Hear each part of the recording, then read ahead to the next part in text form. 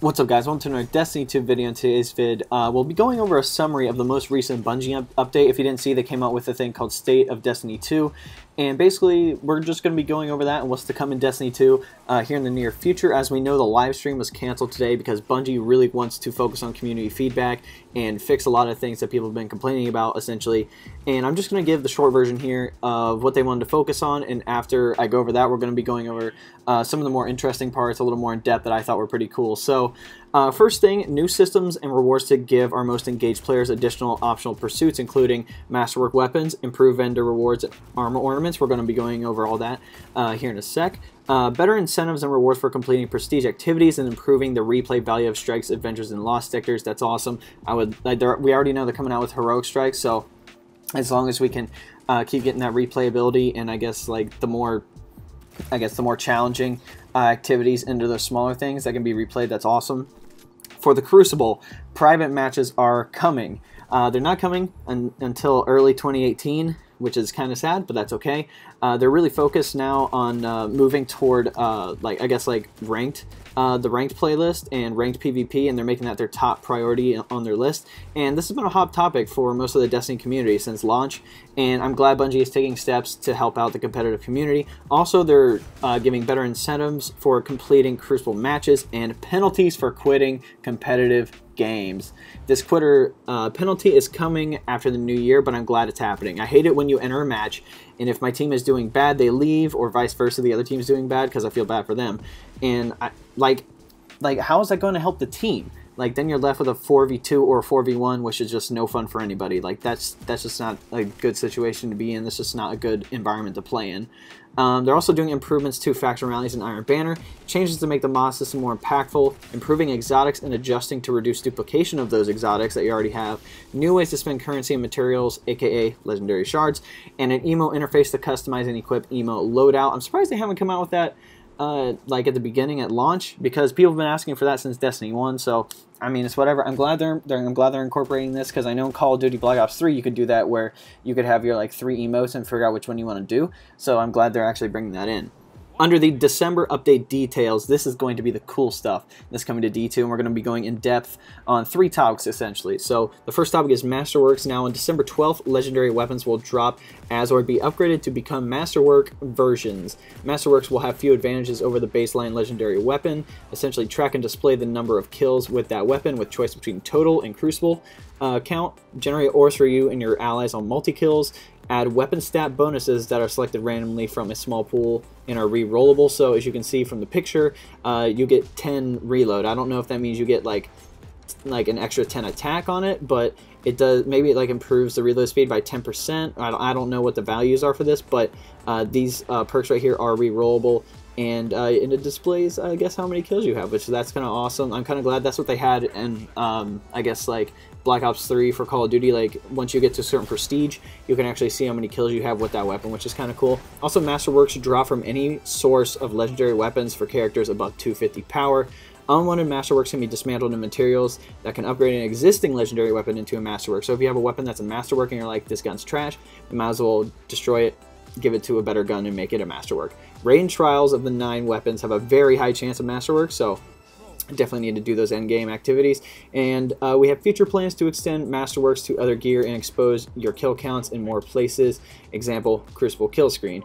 That's awesome. I'm really glad these weapons are coming, and I'm really glad that they're, I guess, improving these legendary weapons, because I did a I did a video a while ago about improving the mod system, and I said something like this, weapon mods that actually go to improve weapons need to be put on weapons and not armor, like stability, reload, and handling speed. So I'm glad they're kind of taking steps toward that and actually improving those weapons, and essentially maybe some other gear in the future. Next, let's go over armor ornaments. So on December 5th, armor ornaments will be added to some existing armor sets for some more visual customizations without losing your shaders or mods. These ornaments will be unlocked by completing objectives specific to each set and are permanently unlocked account-wide, just like exotic weapon ornaments. That's kind of cool. They'll be applied to the base pieces that you may already have collected and can now unlock on vendors if not. In Season 2, the following sets have ornaments unlocked in their respective activities: Vanguard Faction Armor, Crucible Faction Armor, Trials of the Nine Armor, Iron Banner Armor, Dead Orbit, Future War Cult, and New Monarchy Armor, and then Eater of Worlds Raid Lair Armor. That's awesome. Also on December 12th, faction armor and weapons will be unlocked for purchase for legendary shards and faction tokens on most faction vendors. All 5 armor slots will always be present, and weapons will rotate weekly on factions that have them.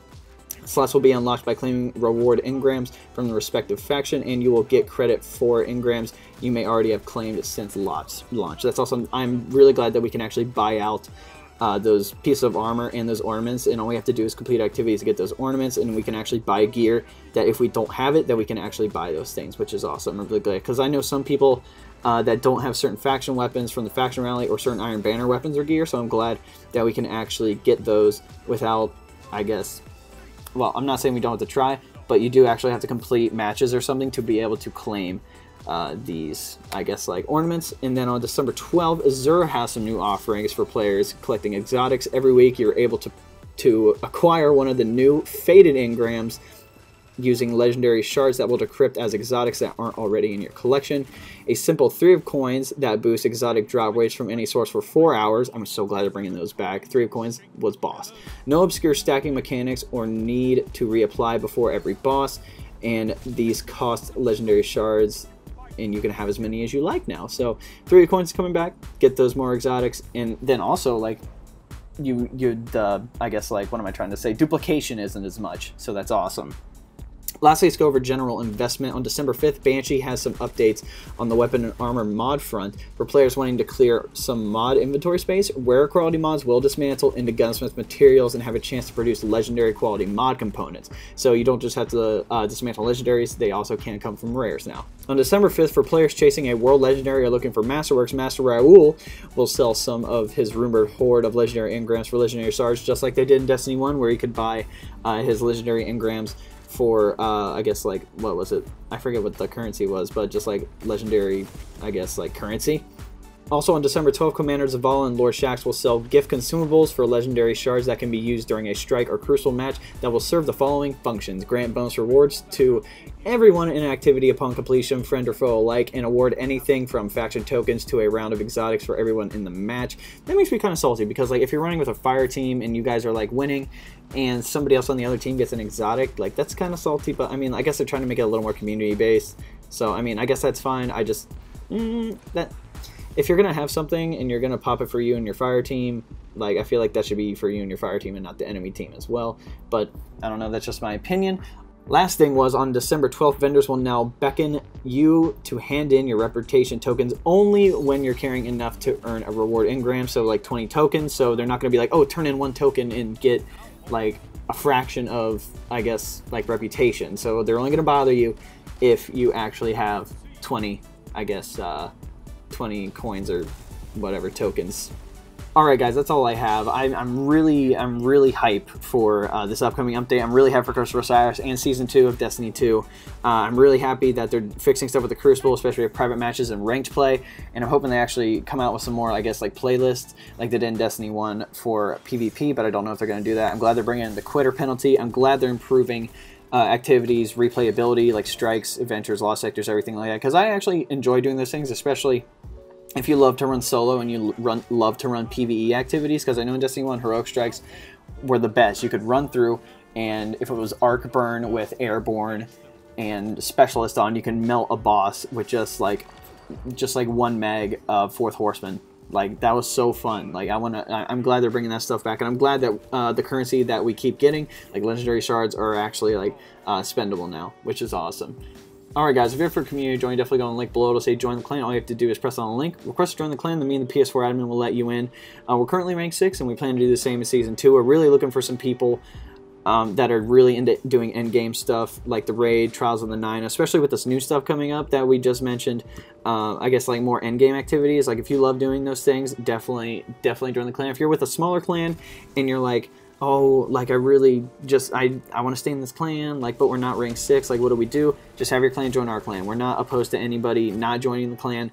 Like, anybody can come in. We're really actually looking for some PC guys, because we have a lot on Xbox. We have a good amount of guys on PS4. We're really looking for some PC guys. So if you're on PC and you need a clan, definitely just come over. Just come over. We'll let you in. We're some nice guys. Also, comment what you guys want to see below. I make content for you. So if you want to see my opinion on something, a weapon review, how an activity can be improved, or anything like that, definitely let me know in the comment section below. And the best way to support me is liking videos, subscribing to the channel, sharing videos, and turning on the notification bell if you want to be notified when I drop some new content on the channel. But anyway, guys, hope you enjoyed this video.